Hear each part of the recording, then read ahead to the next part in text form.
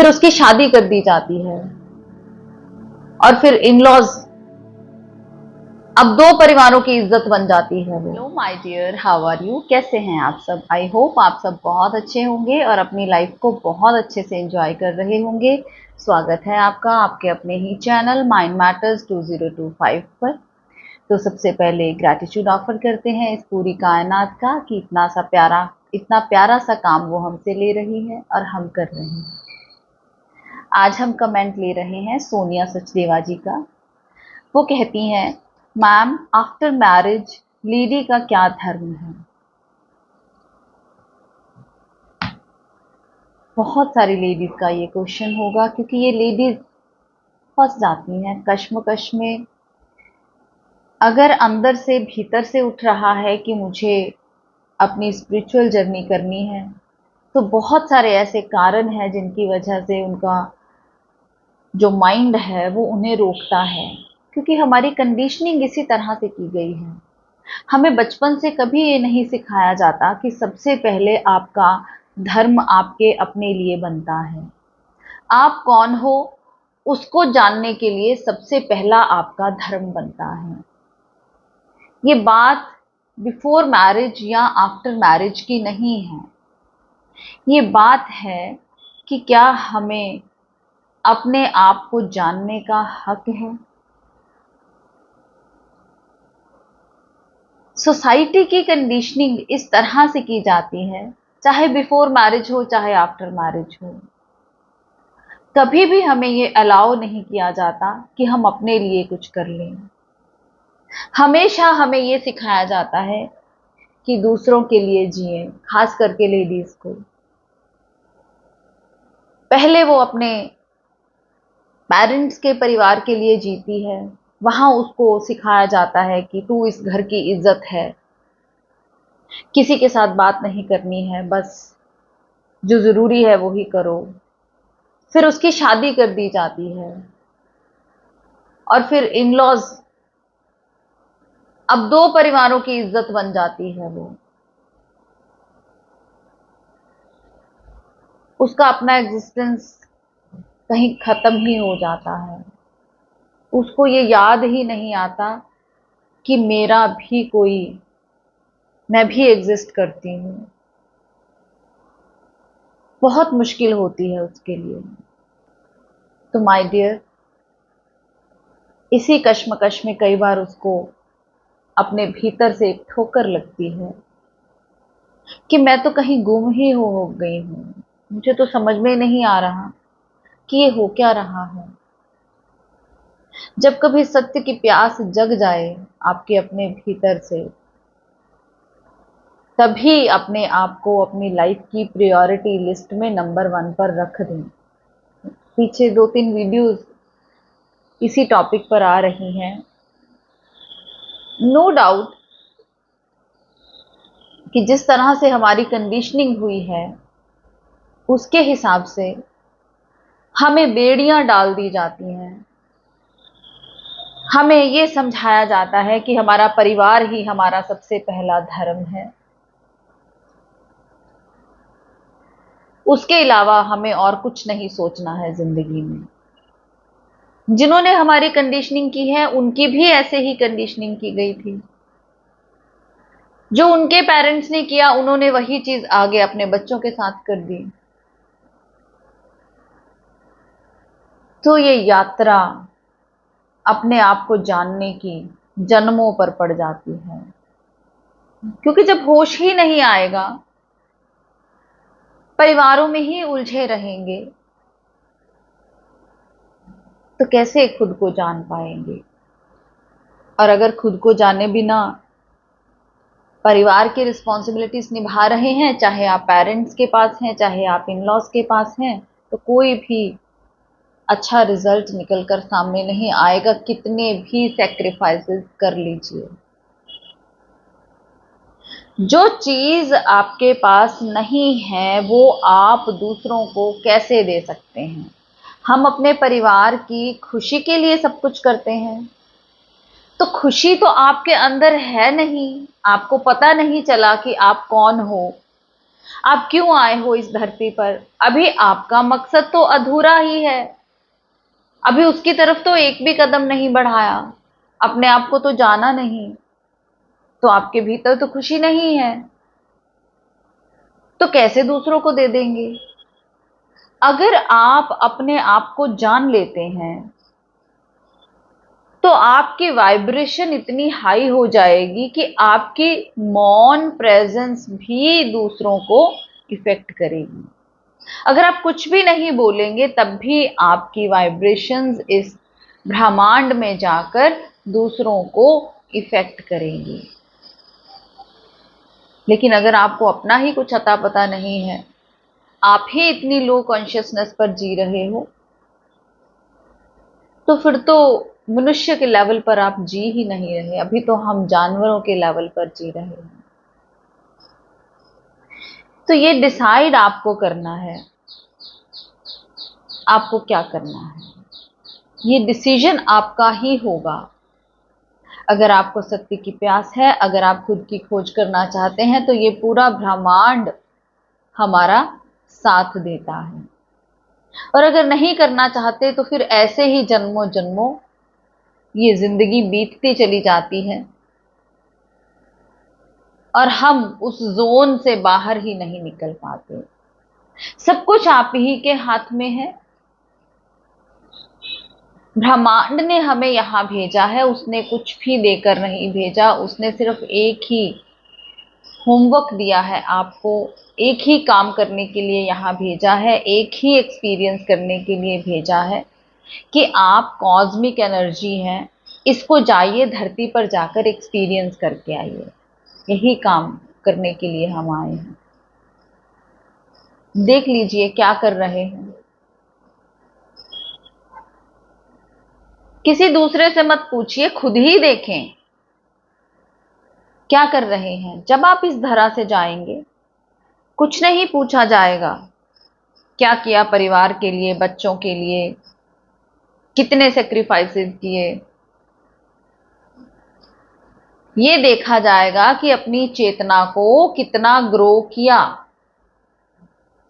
अपनी कॉन्शियसनेस को कितना बढ़ाकर आए हो। जिस मेन काम के लिए गए थे धरा पर, क्या वो करके आए हो? देख लीजिए क्या जवाब देना है आपको। परिस्थितियां सबके लिए एक जैसी होती हैं, क्योंकि हमारी ये जो सोसाइटी है हमें पता ही है कि किस तरह से चलती है। फिर चाहे बिफोर मैरिज हो चाहे आफ्टर मैरिज हो, समाज तो वैसा ही है।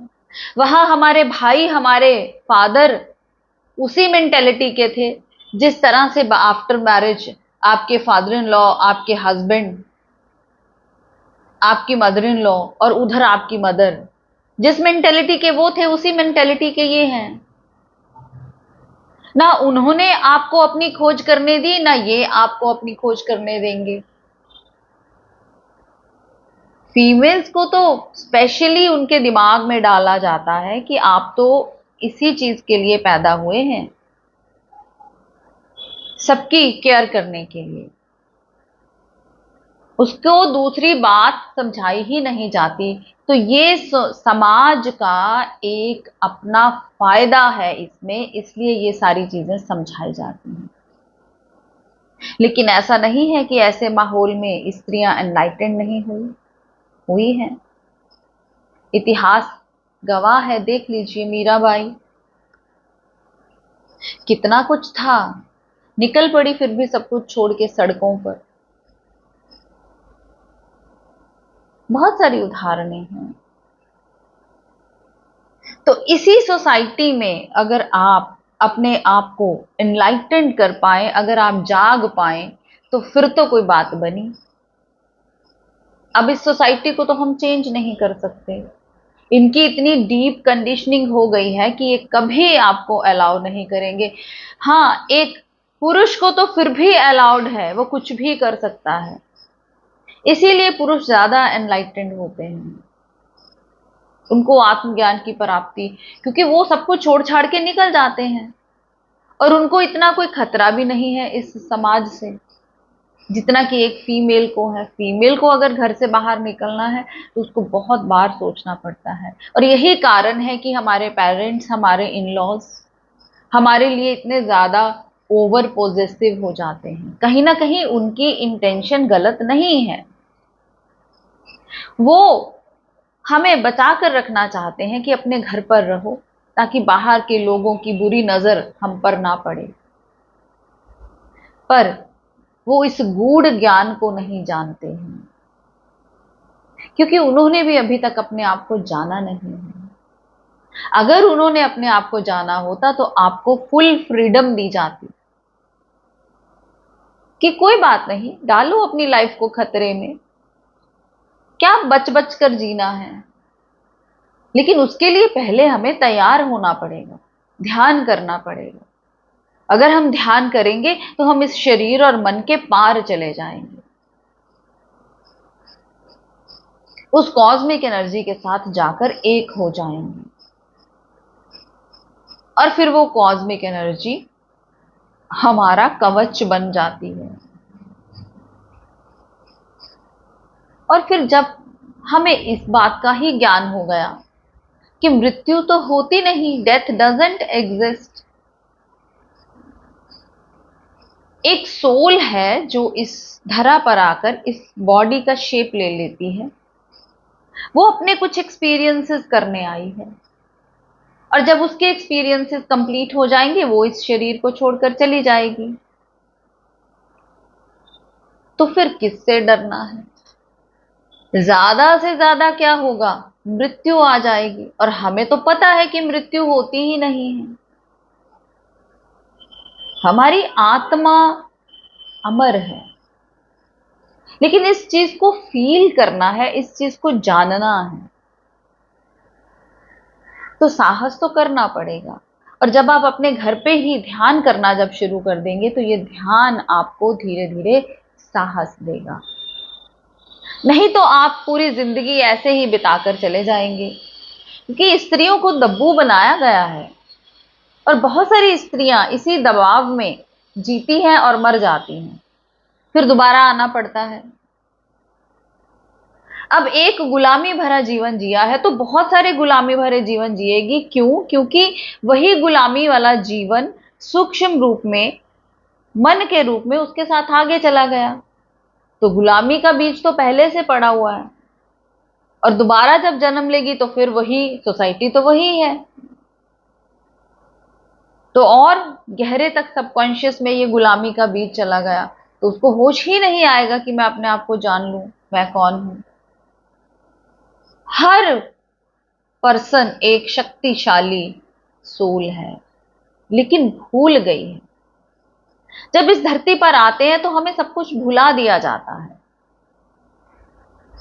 जिस वजह से हम यहां पर आकर जल्दी से ग्रो नहीं कर पाते।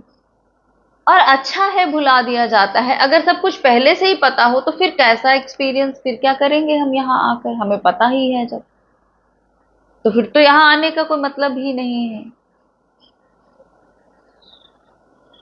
तो इसलिए